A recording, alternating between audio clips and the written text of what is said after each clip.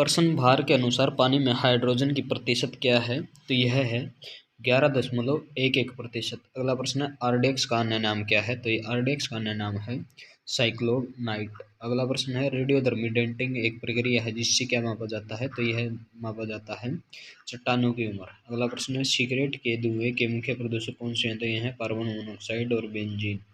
अगला प्रश्न है क्या तांबा एक मिश्र धातु है? तो उत्तर है तांबा एक मिश्र धातु नहीं है। अगला प्रश्न है प्रयोगशाला में पहला जीव रसायन की कृत्रिम संरचना क्या है? तो यह है यूरिया। अगला प्रश्न है किसे एक विस्फोटक की तरह प्रयोग किया जाता है? तो नाइट्रोग्लिसरीन को एक विस्फोटक की तरह प्रयोग किया जाता है। अगला प्रश्न है एक रेडियो एक्टिव पदार्थ की अर्ध आयु 70 दिन है, उसी समान पदार्थ के 1 ग्राम पदार्थ का वजन कितने दिनों बाद 0.25 ग्राम होगा? तो यह होगा 140 दिन बाद। प्रश्न सिरके में कौन सा अम्ल पाया जाता है? तो इसमें पाया जाता है एसिटिक अम्ल। अगला प्रश्न सबसे सख्त क्या है? तो यह है हीरा।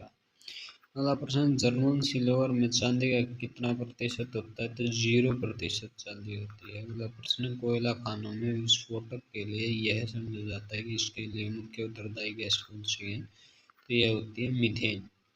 अगला प्रश्न पृथ्वी की आयु का मापन किसकी विधि द्वारा किया जाता है? तो यह किया जाता है यूरेनियम विधि द्वारा।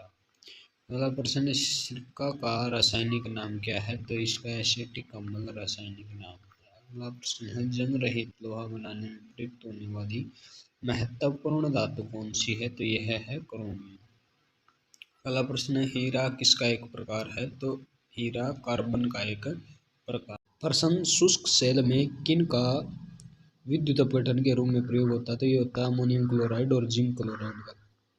अगला प्रश्न बुलेट प्रूफ वस्तुओं के निर्माण के लिए कौन सा बहुलक प्रयोग में आता है? तो ये होता है पॉलीकार्बोनेट्स। अगला प्रश्न स्टील में कितना कार्बन होता है? तो ये होता है 0.1 से 2% तक।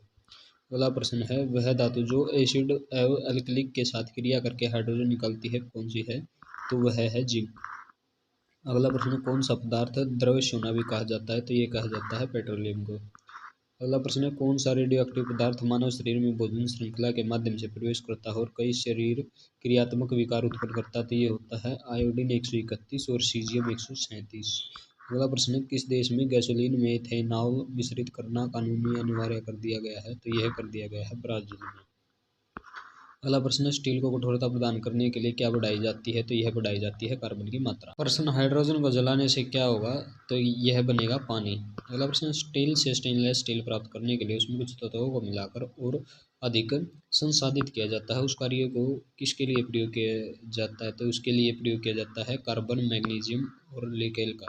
अगला प्रश्न जल गैस कौन सी है? तो CO+H2 जल गैस। अगला प्रश्न रेडियो एक्टिव पदार्थ के उदाहरण हैं जैसे फ्रांसियम, स्टिटाइनाइन और ट्रिटियम। अगला प्रश्न है लेमिनेटेड कांच का प्रयोग किस में किया जाता है? तो ये किया जाता है बुलेट प्रूफ जैकेट बनाने में। अगला प्रश्न है सामान्यतः गुब्बारे में कौन सी गैस भरी जाती है? तो यह भरी जाती है हीलियम। अगला प्रश्न है स्टेनलेस स्टील बनाने के लिए लोहे में क्या मिलाया जाता है? तो क्रोमियम और निकल मिलाया जाता है। द्रवित प्राकृतिक गैस को किस ताप और दाब पर द्रवित किया जाता है? तो यह किया जाता है अत्यधिक शीत ताप और उच्च दाब पर।